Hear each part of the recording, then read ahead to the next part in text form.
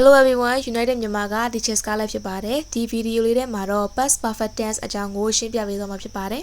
။ past perfect tense ရဲ့အဓိကပုံစံ pattern ကတော့ had plus verb 3ဖြစ်ပါတယ်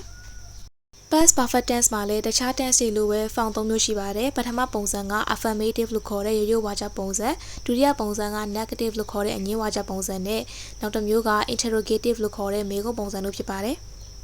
ပုံစံ3မျိုးတွေက affirmative ရိုးရိုးဝါကြပုံစံကိုအရင်ဆုံးရှင်းပြပေးပါမယ်။ affirmative ရဲ့ sentence ဖွဲ့စည်းမှုပုံစံက subject plus had plus verb 3ဖြစ်ပါတယ်။ example လေးအနေနဲ့ပြောရမယ်ဆိုလို့ရှိရင် he has saved enough money to buy the toy. သူရုပ်ဝယ်ဖို့ပတ်စံစုပြီးသွားပြီ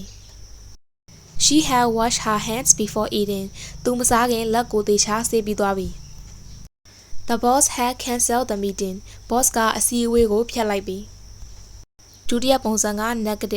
negative ကအငြင်းဝါကြပုံစံဖြစ်တဲ့အတွက် sentence ဖွဲ့စည်းမှုပုံစံမှာ subject plus had plus not plus verb 3ဆိုပြီးတော့ပြောင်းသွားပါမယ်။ example လေးအနေနဲ့ပြောရမယ်ဆိုလို့ရှိရင် he hadn't watered the plants for 2 weeks. သူအပင်တွေကိုရေမလောင်းတာ2ပတ်ရှိသွားပြီ။ The librarian hadn't noticed the missing book. စာကြည့်နိုင်မှုကစာအုပ်ပြောင်းနေတာကိုမသိသေးဘူး။ We hadn't booked a hotel for the trip. ငါတို့ခရီးသွားဖို့ဟိုတယ်စာရင်းမပေးရသေးဘူး။နောက်ဆုံးပုံစံဖြစ်တဲ့ interrogative ကမေးခွန်းဝါကြပုံစံဖြစ်တဲ့အတွက် sentence ဖွဲ့စည်းမှုပုံစံက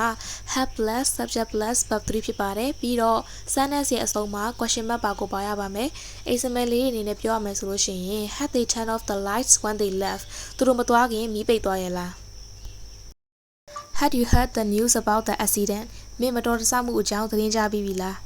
။ Had the thief escaped before the police arrived. တခိုးကရဲတွေမလာခင်ထွက်ပြေးပြီးသွားတာလား။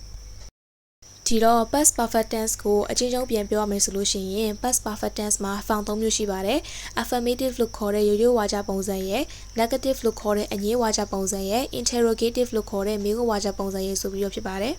။ affirmative မှာ she had found her keys. သူတော့တွေရှာတွေ့သွားပြီ။ negative မှာ she hadn't found her keys. သူတော့တွေရှာမတွေ့သေးဘူး။ interrogative မှာ had she found her keys. သူတော့တွေရှာတွေ့ပြီးသွားပြီလား။